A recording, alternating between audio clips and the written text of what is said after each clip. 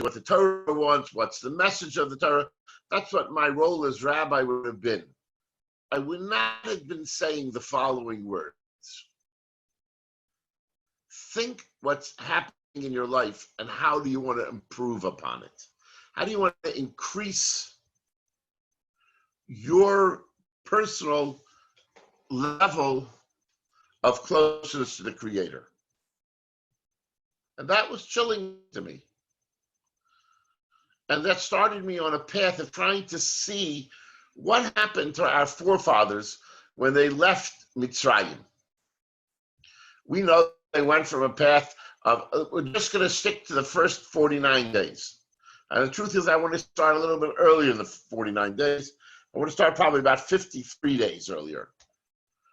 And to see the idea that how the forefathers, or how the message from Rabbi Shalom was to us, that if we can keep moving in the right direction, the definition of a human being is a holech, somebody who always walks.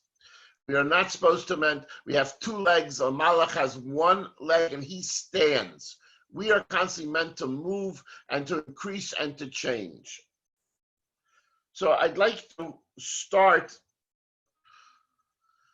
as we're in the 10 plagues, we're at the 9th plague, probably it's after the 9th plague. And Moshe is talking to the Jewish people. They've been slaves.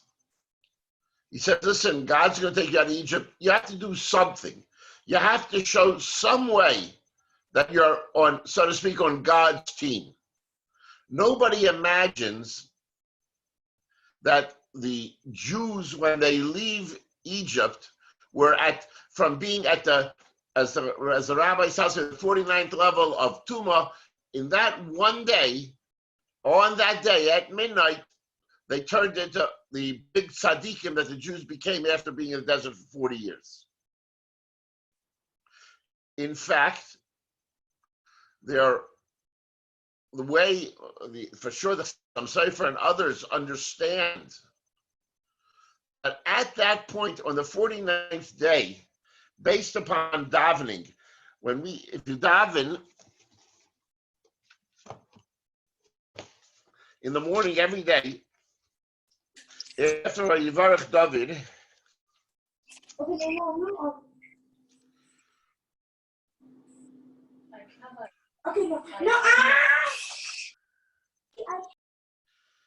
it says over here,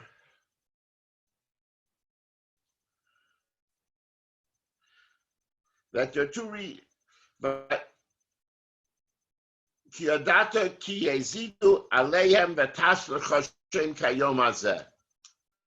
that when Hashem saved the Jewish people, there are two reasons he did it, as the Torah tells us. One reason is because we're the children of Avraham, Yitzchak, Yaakov. We're talking about at the time of Machas Bechoros, when Hashem took us out. Hashem had decided he's going to punish, because he promised Avraham, he's going to punish the ones who tormented the Jews, and therefore that's why he took us out. And also because we are the children of Avraham, Yitzchak, Yaakov. Nowhere in that whole tefillah does it say because of the fact we were tzaddikim, the fact we deserved to be taken out. It was because Hashem had made a commitment to Avraham, Yitzchak, Yaakov, and Hashem had made a commitment that he's going to punish those that are tormenting the Jews. Therefore, he took us out of Egypt. But Hashem begged of us 3 days before, bring a korban, have a bris milah, define yourself. Say that you're not part of the Egyptians. The Egyptian, as your masters, were claiming that they controlled the Jews. The challenge to the Jews was to be willing to go public and say, no, we see ourselves rather as God rather than Egyptians. You Egyptians don't have control over us. We'll prove it to you. Give me your gifts. Give me your gold, your silver. We'll prove to you. We'll take your idol and bring it as a slaughter. But it's not that the Jews reached a point of tremendous sense of commitment to Hashem yet. They weren't capable of doing that. All that happened was that they defined themselves by going into their house and putting the blood on the lentils and the top the lentils and the doorway. They showed that they were committed to the Jewish way, but they didn't change that they became the most righteous of people. Everything that happened to them that night was a product of Hashem's promising that he's going to worry about the Jewish people. And that's what we say in Haggadah over and over again. That's what stood us. That HaKadosh Baruch Hu was kosher the cheshbon. HaKadosh Baruch Hu was thinking about exactly when the time's going to be over. Because Hashem had made a commitment to our forefathers that he is going to redeem us. That commitment that he made to our forefathers was the drawing force that made Yetzias Mitzrayim. But we weren't at the most highest level. And therefore we were stuck in the house. We weren't allowed to go out. Just like, as Rashi says, the angels came to see Lot, and they told Lot, we're going to take him away from, we're going to take you away from the destruction of the cities of Sodom and Gomorrah. You can't turn around and look back because you aren't worthy of the level to see the punishment. And therefore, at Yetzias Mitzrayim, the Jews were at the level to see HaKadosh Baruch Hu redeeming us, but not the punishment of the Egyptians. And therefore, they were stuck in the house. Now comes a very, very fascinating point, which is that when we left Egypt making it clear that Pharaoh and everybody agrees they have no control over us. But if Pharaoh sends us out at midnight because he's worried about his life, then his sending out would be a sense of control. So what Hashem did was say that no, you let them go on at night, at midnight. I'm not taking them out till the next day because you don't have the right to even say when we leave. The fact Hashem was starting a fresh way of how the Jews should look at themselves. They should look at themselves as somebody who was committed to doing what Hashem wanted. And that is highlighted by the fact that we say all the time, Lech teich acharei b'midbar b'eretz lo zerua. Hashem is saying, now let's see how you look at yourself. Are you looking at yourself as people who have been redeemed and therefore you're free of anything? Or have you been redeemed to be able to create a closer connection with me? A side point, which I think is very, very important. And it's a beautiful thought to keep in mind, especially now as we're in so much turmoil in regard to our livelihoods.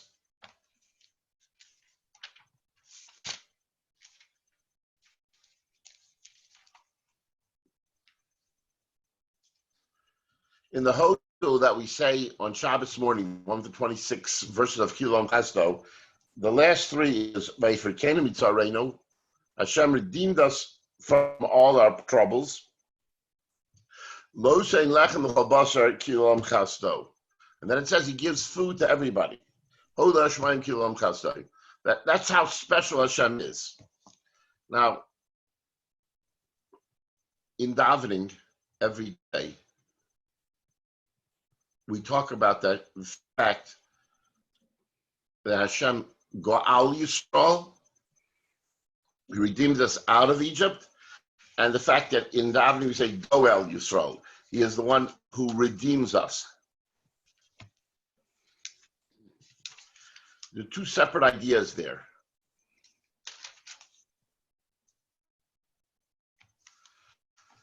The idea of Go'al Yisrael, which is the introduction to Shemon Esrei, is that we know for a fact, that we see that Hashem has redeemed us in the past. And that gives us the confidence that he is involved in our existence. And therefore we now come to you, Hashem, listen to this, asking for all our livelihood and all our wisdom and all our knowledge, and in fact, Goel Yisrael. You should be redeeming us even to now. That is the idea, which is that Hashem's relationship with us. Going back to what I said at the low, I made this a lower level, that Hashem is committed to the Jewish people. Because he's involved in our lives all the time. And he wants to redeem us. And he is in the process of redeeming us. We don't necessarily see it, but all the time Hashem looks at all our actions and tries to bring us closer to Mashiach coming. Because he is involved in his commitment to us. His commitment to Avraham Yitzchak Yaakov is to be involved with the Jewish people all the time, looking to bring them closer to him and bringing ultimately Mashiach. And the Medrash says that's the same idea Hashem has when he gives all of us our livelihood. Why does he give us the livelihood? Because he's involved in giving everybody. I talk about it all the time. He supports all 10 billion cockroaches in the world. He's involved in the idea, in all of existence. Because Hashem's commitment, as we learned in the Gemara in Sanhedrin, if you remember, when Hashem created humans, the angels said, "What are you creating humans for? What do we need humans for? They're going to do a virus." Hashem said, "Poof, destroyed the whole world." Because without the human experiment, the world's not kedai to live. Hashem is committed to that human experiment. Hashem is committed to A, to support us, and 2 is to redeem us, and to make sure that we have the opportunity to know what to do that's right. And you know what the greatest danger is? Which might be the answer to Avram's question. The greatest danger is that we will become so full of ourselves, so self-aggrandizing, that we won't understand God's place with us. So that's what we needed to say. We have to remember the Maror. We have to remember the Maror in order to maintain some level of humility. Personally, I question, the Orthodox Baruch Hashem has had tremendous growth, but there has been a tremendous amount of triumphalism with it. And you hear people complaining about it. I don't think now, in the last few weeks, there's been much Orthodox triumphalism around.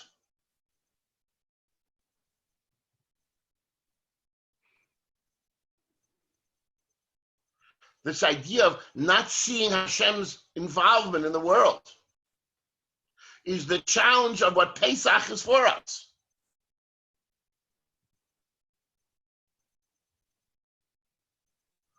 And the idea is that the first Pesach, the first day of Pesach, is the idea of understanding Hashem is committed to us and will make sure that he takes care of us and redeems us from our terrible situations.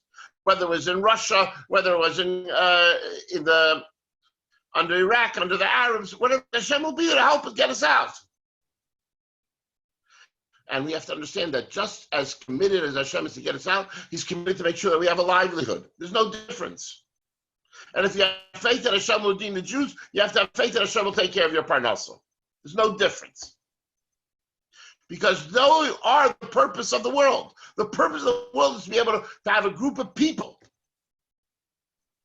that clearly feels comfortable acknowledging publicly that Hashem is Melech, or Hashem Yimelech Le'olam Va'ed. But that didn't happen. That's when they went out of Egypt. The first second, it didn't happen. What happened the first second was they left Egypt. They took the wealth that they asked Moshe Rabbeinu, and then they were given the greatest challenge. And the question was, how were they going to respond? The Egyptians were chasing them. 6 days of, I would use the word pure hell, because they didn't feel that they had the strength. They didn't know what was going to happen. And they saw the Egyptian army behind them. They didn't have an army. What were they thinking? This, what happened after these days after they're leaving Egypt, where the important, very, very important days for Jewish people to decide how they were going to look at existence.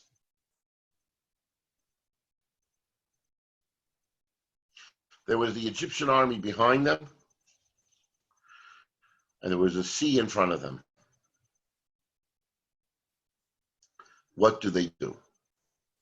What's the next thing they're going to do? So it's a fascinating observation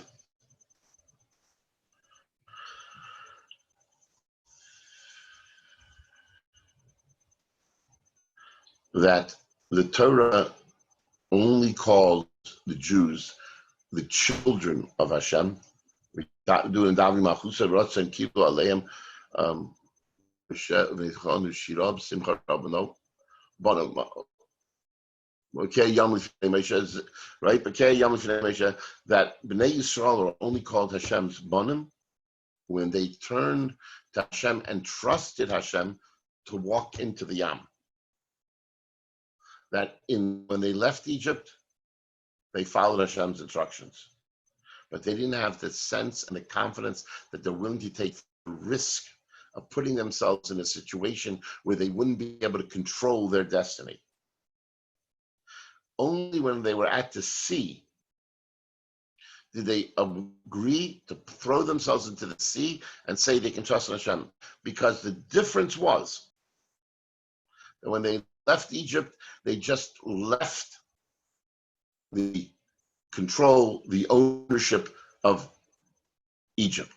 When they came to the Yam, to the splitting of the Red Sea, they made the decision. They did. I'm not telling you they had a choice, but they made the decision that they're going to turn around and jump into the sea, not because they had the confidence that they were the children of Hashem. You can't become the children of Hashem because you wish it. You can only become the children of Hashem if you have the confidence and belief that Hashem is going to be there for you. And that was the tremendous challenge. And that was the end of Yetzias Mitzrayim. First part of Yetzias Mitzrayim is that Hashem says, I'm taking you out from the Egyptians. I'm separating you, I'm making you into Jewish people. Then the Jewish people chose to become the sons of Avraham, Yitzchak, of Hashem, not of Yaakov. And what's most fascinating is that Chazal say that the spoils they took off the Egyptians after they died at Kriyat Yamsuf was greater than the spoils they took when they left Egypt at Hashem's request to go and borrow from the neighbors. Because when we make a decision to move on our own and look and to try to improve ourselves and to increase who we are, then literally the sky's the limit. There's no limits. The same thing, and we're going to do that more and more when we get to Shavuos, and the same thing when we do Sukkot, when we build the Beis HaMikdash.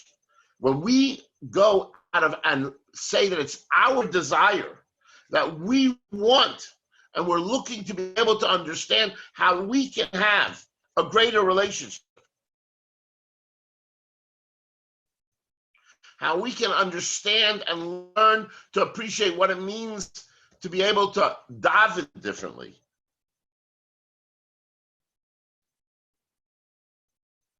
Well, we can learn how to appreciate how to say a bracha differently. Well, we can learn to understand the different ideas that are part of being a believing Jew.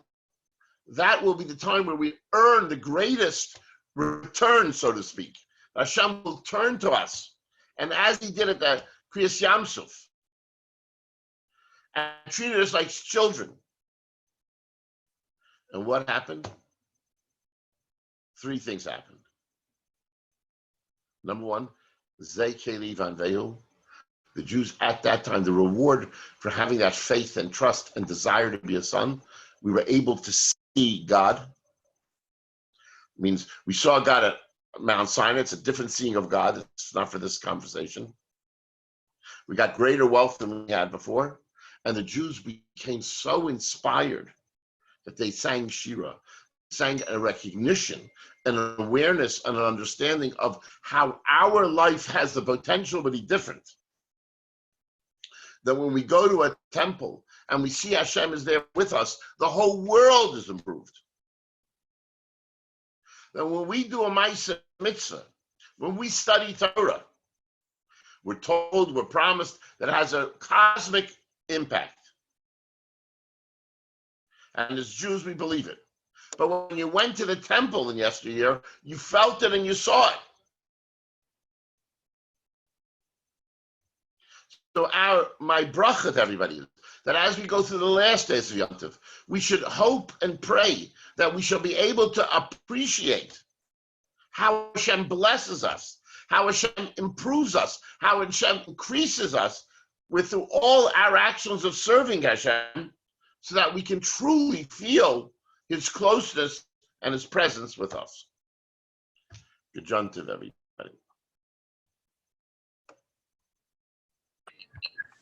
Thank you. Yom Tov. Thank you, Rabbi. You're welcome. Thank you, Rabbi. Thank you.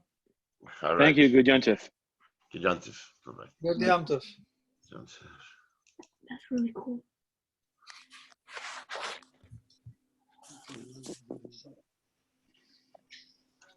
How are you, Rabbi? Good? Yes, Baruch Hashem, very good. Very good. And you? Good, Baruch Hashem. Beautiful. Stay safe.